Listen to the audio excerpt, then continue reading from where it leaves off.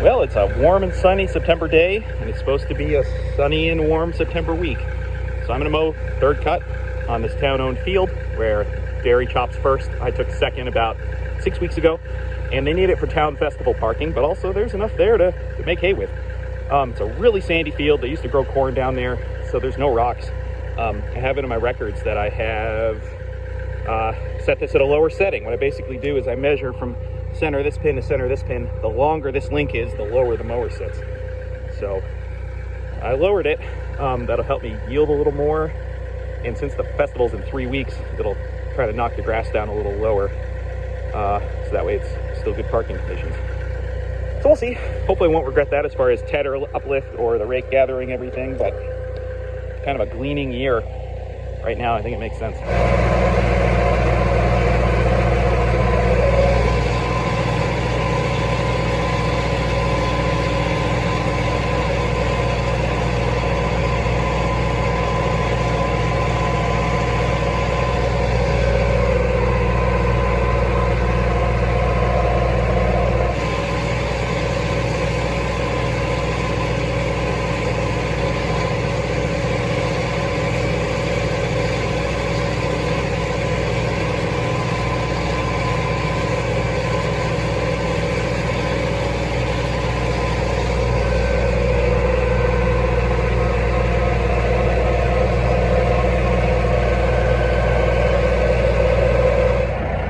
That's knocked down. Let's see if there's 50 bales there. Some of it looks thicker, so I'm starting to wonder if there might be more than 50, but other spots super thin. I think I'll be happy if there's 50. I guess I'll even be happy if there's 40. The really eccentric thing I'm about to go do is the field above the cemetery. There's kitty corner to this one, and that's been regrowing for 4.5 weeks. It's short. There might only be 20 bales there, but it's right next to this thing. And I was saying to myself, if those two fields were literally connected, I'd of course mow the whole thing. I'm going to be babysitting this for the next few days anyway with lots of downtime. I'm just going to crazily, I think, go mow that. Okay, this is going to be goofy. Feels like I was just here, but it was 4.5 weeks ago. Grass is beautiful. I did not fertilize it again after second cut, but it got great fertilizer before first and second. It's got a nice color to it. So we'll see. We'll see. Is this crazy? Yes. Do I want to do it? Also.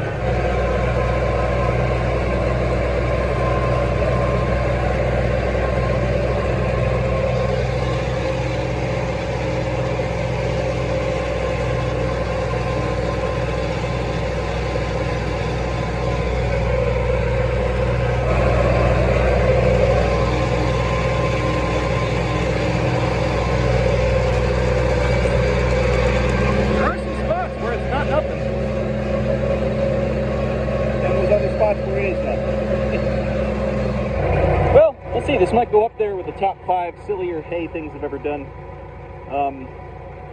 But it's fun, and it's right here.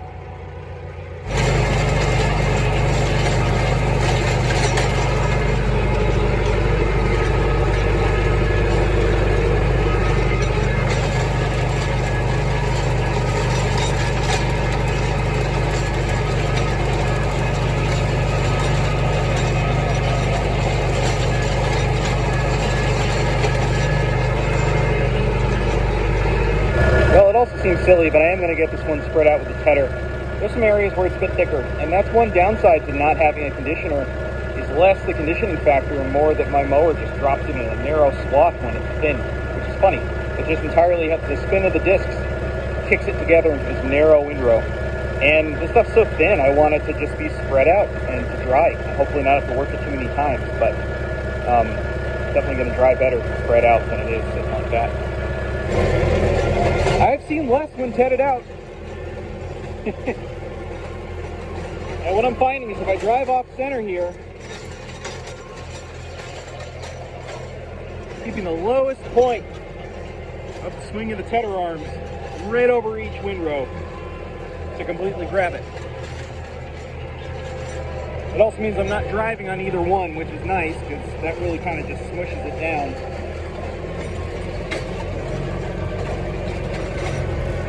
For whatever reason, it's grabbing it better when I drive offset to the left.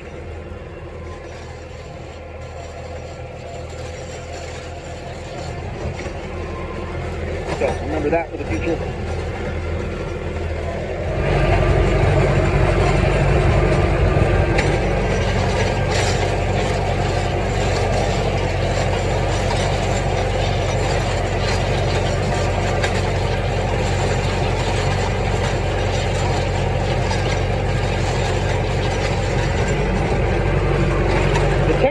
Decent uplift considering, you know, how relatively thin this field is. And I know I made that decision for a lower stubble height for a couple reasons, like I explained, and I expected the tedder was going to struggle a little. And it is tempting to lower it a little more, but those tines are so close in soil, it's not worth breaking my tedder just to make this.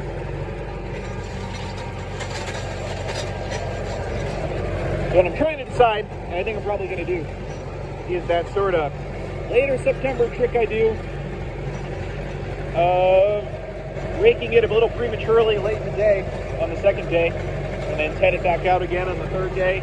Kind of do that, scrape it up in windrows at night and spread it back out during the day trick, and that works pretty well.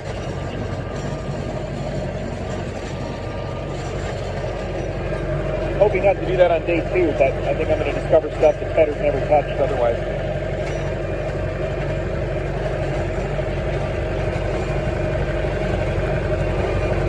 I am indeed planning on doing it in that field up there, which I hope is to double or even triple those windrows up today into pairs that the tedder can grab in some really efficient passes up there.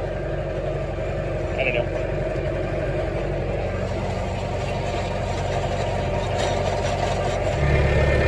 Well, I was really on the fence about even tedding this one at all today versus just doubling, tripling, quadrupling windrows up later in the day. But there's just enough here. I want to get a little bit of uplift on it. I think the rake will do a better job cleaning it up. And as inefficient as it is to even be trying this field, where it becomes really inefficient is if it loses pace with the other one. So I just want to bale this all in the same day, do it all at once.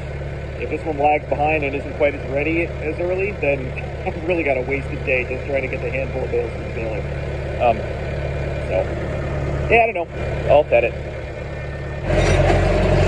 All right, I see a difference about where I've been and where I haven't been. That's something.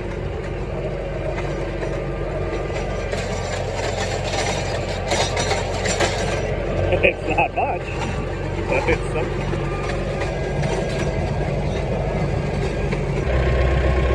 Well, it's fall. It's fall. But it's 70 and sunny. Just enjoy. All right, just unloading those 44 bales from the last field of second cut, which was Friday. Today's Monday. And this late in the season, but especially this field up here that I know can be tricky, I always let it sit for a few days and then sort through the moisture meter. It's just 44 bales. So of those, 24 were good. I saw some spots up to 16%. I probe each bale 3 times at a diagonal, so 45-degree angle, cross flakes. So, you know, 13 to 16% is what I saw for the good ones, and that was fine after sitting for a few days. They all feel great. Then I've got 15 that are like in the anywhere from like 15 to 18% range that I think are all fine. I'm just going to stack them separately and send them to somebody last, and that way I can just see if they get any kind of funk to them. But I did a lot of that last year, and all that stuff came out fine. And then I just have a handful that are like have 20+% spots in them that I knew were for some shade lines, and those are feeder bales, or these two that I might just let air out and see.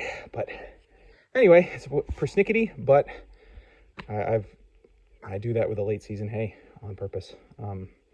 Stop doing the off wagon sales and let it sit and sort it. Now look at the rake's missing some stuff, and I lowered it another notch, so I knew that might be an issue with the lower stubble.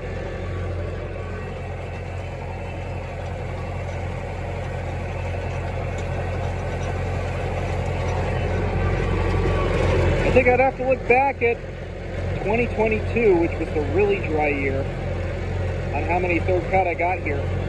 So I'm hopeful this is more than that.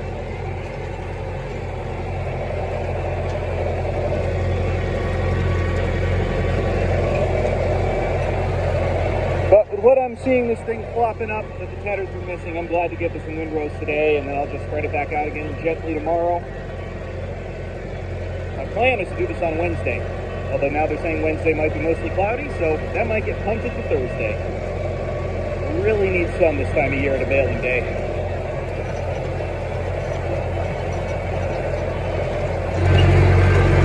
Well, tripling them up.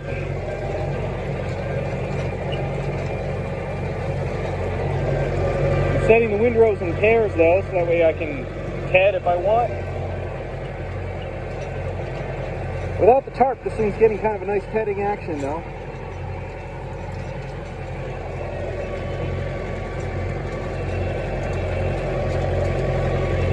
Oh boy. It might only be 4 windrows for Evansfield when I'm done. Well, I don't know what I expected. And honestly, I'm going in a lower gear. At this rate, if the rake misses anything, that's even more insult to injury.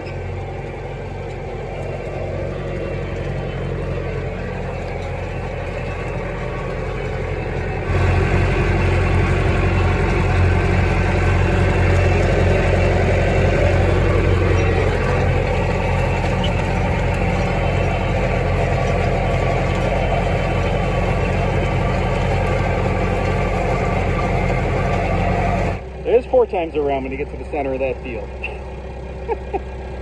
I don't even know if there's 10 bales here.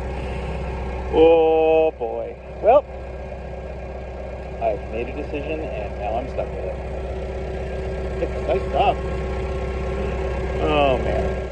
Well, it's 10:15 on Tuesday. Just making my plan for the day. Decent sun today. The forecast for tomorrow is flipped to be mostly cloudy. With a hopefully partly sunny Thursday and a fully sunny Friday. So I know from experience this field takes a little bit, and this corner is super shaded. If there was rain coming, I'd consider trying to push this and rush this today, but when I mowed it 2 days ago, that was not that good of a drying day. Yesterday was a great drying day, but I want to be patient with this. So I know that I want this field and even the other one to do a little more curing, especially because this time of year it's like you make 2 steps forward, 1 step back every 24 hours with the amount of dew. So I am going to lightly tease this out with a tedder. That was my plan. And I'm even going to do that up there. Just to try to get another good drying day with good sun to finish stuff curing out. And then pop things back in windrows later in the afternoon. And then tomorrow, if the sun does come out, if the forecast is wrong, then, you know, I'll try to leverage things. If not, and it's just a cloudy day, I might just flop those windrows over once to keep it moving and then focus on Thursday. So what I'm going to do is get the mower off this tractor, put the 275 on the tedder, the 165 still on the rake, and that way I can kind of just keep popping back and forth between them. And hopefully not drive myself too crazy here. I'm always crazy though.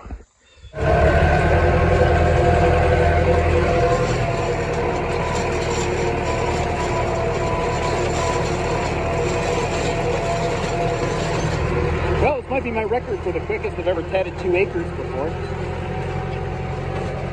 Oh, I continue to feel ridiculous, but I'm in for a penny, in for a pound on this stuff.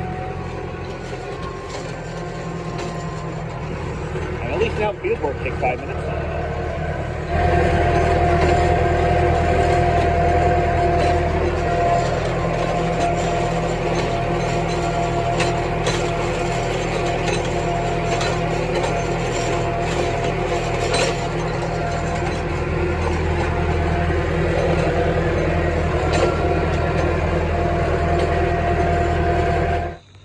Well, it's about 2:30. Today has mostly just been this pretty nice September day, but not a great hay drying day. Which maybe is a good thing, because otherwise I might be tempted to try to bale some today, which I think would just be premature. I've run into that before with this field. And I'm not going to put on the baler, just head up and bale that field separately. Yeah, so tomorrow, still looking like mostly cloudy. Some sources are even teasing at a chance of showers tomorrow night. Although the local weather forecaster, Dave Hayes, shout out to him, was saying that that activity, if it even happens, should be northern Connecticut, southern western Mass, well south of here. So, yeah, as much as it pains me to just keep flipping this stuff around, at this point, I want to get it perfect. And a tiny, tiny shower during the middle of the night shouldn't hurt it too much if that does happen tomorrow. Tomorrow night, that is. Anyway, so I'm going to rake this stuff back in windrows just to see.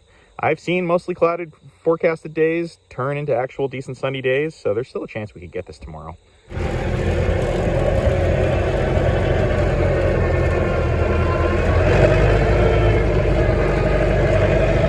Oh, this stuff's looking really nice.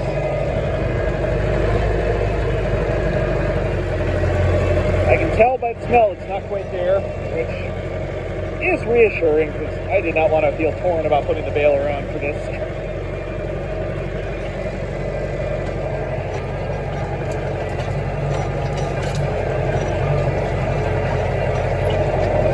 I am kind of intrigued on not using the tarp, having this kind of TED and the materials this light. I know I tried that once, I think with the first cut, and I wasn't really a fan, but that seems to do a nice job.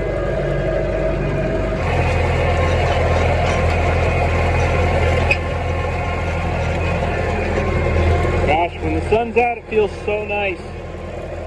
And my tired September brain keeps feeling tempted to go grab the baler and try baling this. There's so little here. I've had issues with this field in the past. This is all orchard grass. It's a beautiful second cut, but it has these micro stems to it that just harbor a little bit of moisture longer than you think. This stuff's been on the ground for 48 hours, just about. With, you know, nice dry air, but no good breeze. The only time I've ever pulled this off in a tight time frame like this is when I've had hurricane wind. The hurricanes that have missed, but wind has blown all night and no dew. Granted, this stuff's super thin. As much as I feel like I'm wasting time and fuel and wear and tear going around and around in this, and then doing the same thing tomorrow and maybe Thursday. I don't want my last batch of the year to just be a bunch of iffy moisture and bales I've got to sort through. I've been there with this. Not what I want.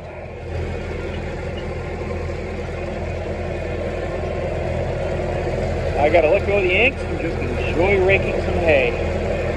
That's one of the last times I do it this year. Well, this might be the most hilariously optimistic kicker wagon drop I've ever done. But you know, I just can't stomach the last field of the year being baled onto the ground. Nope. Well, it's almost noon on Wednesday, and indeed, mostly cloudy. In fact, this is maybe the first little bit of sun I've felt on me. So it makes the decision point easier. Not going to try to bale today. Mid-September onwards, New England. Yeah, if the sun doesn't come out on a baling day, it's almost a no-go. The dew is just so heavy. And that's okay. Tomorrow looks like it's going to start out cloudy, then become mostly sunny. So I've got hopes for tomorrow. And Friday, they're saying nice and sunny with good breeze. I am going to flop these windrows over once. And I'm curious to hear from other folks, especially New England-based people, but elsewhere too. When you've got heavy dews, just letting stuff sit for a day doesn't sit right with me. Gets more plastered to the ground by the dew, you get uneven drying, and then stuff touching the ground, it greens back up. So, right or wrong, I'm flopping these over once and going home. I will say too, I just re-greased everything. I checked all the linkages and arms and adjustments on the rake, so I'm not unnecessarily beating stuff up.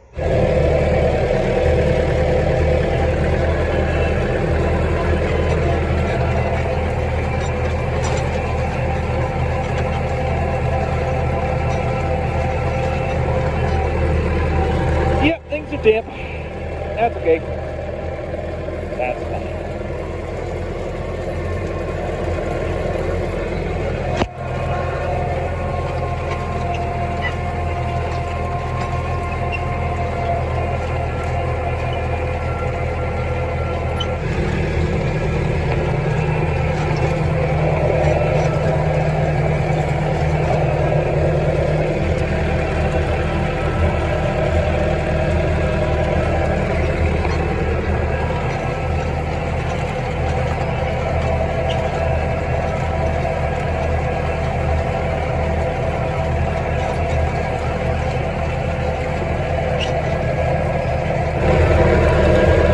funny with the slight dampness right now. I think the rake is getting better adhesion and is picking up the scatterings a little better. Especially on the re-rake, it gets a nice clean sweep. I think it does a better job on second and third cut than my old side delivery rake ever used to. Even though I love that 256 for its reliability.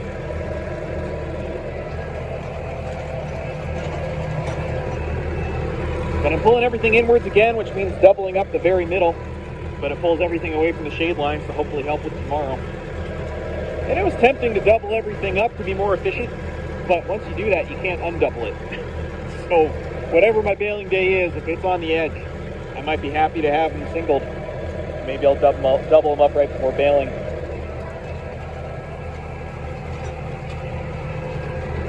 And also this way, at least every time I rake, if it's missing any little scatterings, I'm not skipping any spots. And the next time I rake, the whole rake will still cover the whole field and hopefully pick them up. Whereas if you double and then you start missing stuff, there's no guarantee you're going to come back and pick it up again.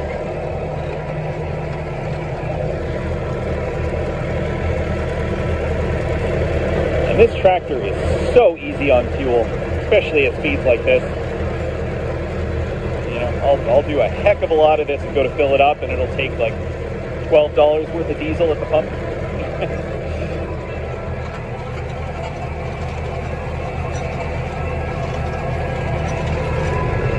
Good old 4-cylinder Perkins. Okay, it's 11 a.m. on Thursday, and that gamble was a success. No rain overnight. The sun actually peaked out late afternoon, which made it hard to just stay home, but it didn't come out soon enough and for long enough. Heavy dew last night, as is the case for the latter third of September, so I gave this till 11. And I am going to rake this twice. One raking, I'm still going to have wet stuff in there, and I am racing the shade on this half of the field. Even the one above the cemetery that gets morning sun, there's still a lot of dampness there. So even though I'm raking it twice, this stuff's so thin, the tedder, it's even though I other times would ted the first time really lightly and then rake it, the tedder misses stuff when it's this thin. And so I'm going to kind of do the experiment, flipping up the tarp on this and kind of doing a faux tedding with the rotary rake, but also clearly flopping the whole row over. I'm kind of loving this no tarp faux tedder effect.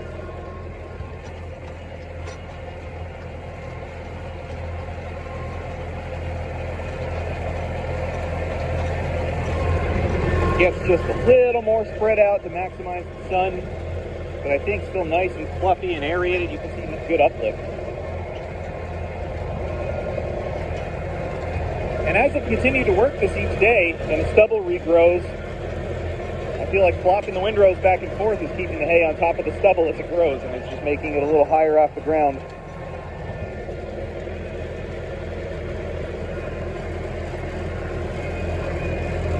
It's gathering stuff nicely. I'm hardly seeing any scatterings either.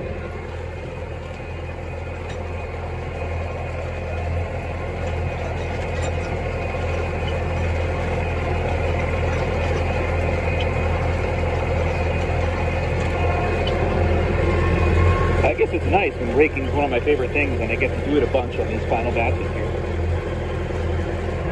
And just like that, 8 becomes 4, plus a little bit. This is going to be absurd. Well, I doubled up a bunch of those middle ones anyway. These outer ones kind of ebb and flow, a little thicker, a little thinner for third cut. And I bet this is going to be the last field I bale this year, unless I get really surprised with regrowth somewhere and weather for it. So honestly, I just want to enjoy baling this. I don't need to rush that. Just a perfect September day. 70s, sunny. So yeah, I just bale these in low 4 and just mess around with the forward speed and the RPM to try to get as much of the hay going into pickup as possible. And it's pretty thin right here, I guess. But over here it's a lot thicker. Well, in all honesty, let's see if there's even 10 bales here.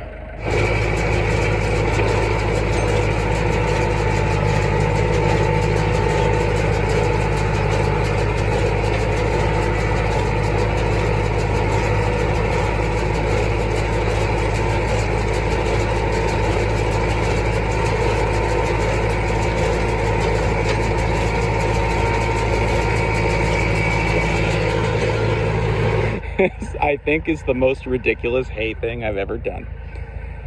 Whatever it is, that it's those plus one, because I had the last one pulled out of the bale chamber when I started. Let's see. Ooh, they look nice though. Moisture was coming in at like 10%. So we've got, ooh, beautiful. 1, 2, 3, 4, 5, 6, 7, 8. Hey, there was 9. Okay. They're beautiful though. Looks like nice stuff. Well, as much as I brought 3 wagons over, because I didn't know what order I was going to bale stuff, or separating out that little bit of horse metal, I'm just going to put it all in one wagon.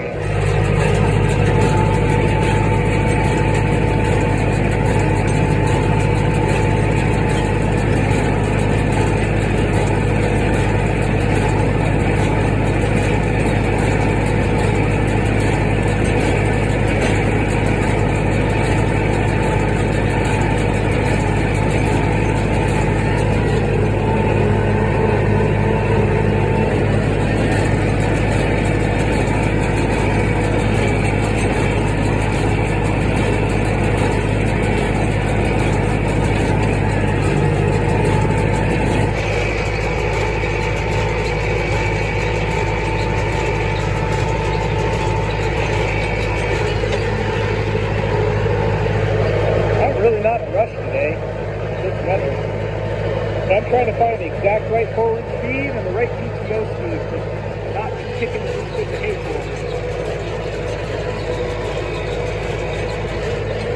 I think I've settled on low 3, the tractor RPM around 1500 rather than 17.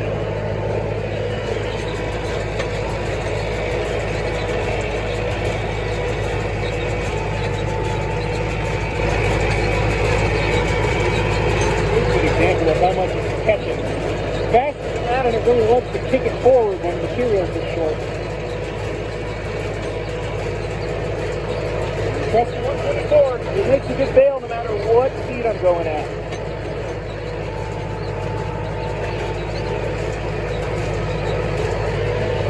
Thin hay, thick hay, 540 RPM at the PTO, less than that. If anybody's looking to get into square bales, get yourself a good Massey 124 or get 128. You want wider? Oh, I missed one. Well, that's a shame. All right, well, that's 53 off this field. So I guess I was pretty spot on with hoping for at least 50 revised. I don't know if that's what I said when I mowed it. Plus those 9 above the cemetery means 62 for the day of some really, really nice stuff. It's possible some of the bales got a little looser as I got towards the middle of the field, but this stuff is it's just primo. I'm really happy to have it. It's folks that really need it. So that feels good. That puts us at 7,064 for the year, although that doesn't include the 100 or so I made with Doug and the straw. So I'll figure out the final numbers. I don't think I have any more hay to do, but I might give it a little bit. It's September 18th. I've made it into the first week of October. If grass grows somewhere on the first field of the year that I did, or some of the ones near my house, I'll consider it, but I'm probably done. What a way to end it. I still have this little bit to do. Maybe I'll have one more bale. Let's see.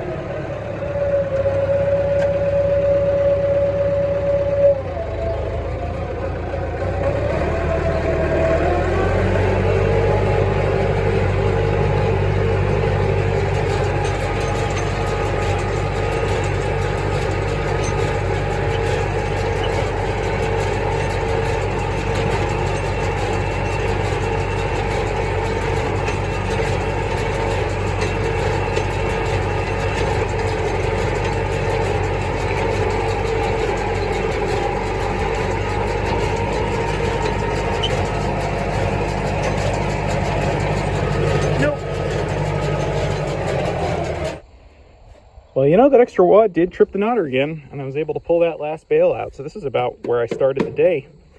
So that makes 64 for the day. I did take the time to stack them. These things are ultra dry. in a great way. Yeah, I don't know. I've taken second and third cut off this field, being orchard grass, being extra juicy, and had stuff be a little iffy. And so having this stuff just be bulletproof is great. Decent chance I could have gotten away with only raking it once today. I'll admit that. But having that peace of mind and honestly just enjoying another raking, just to have stuff come out this perfect. Because usually I let this stuff chill on the wagon and unload it a few days later to check it. I'm not at all worried about it, but I'm still going to let it chill on the wagon and deal with it another day.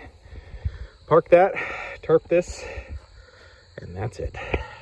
Well, it's just a couple days later, and I figured I should do a little bit of a synopsis here.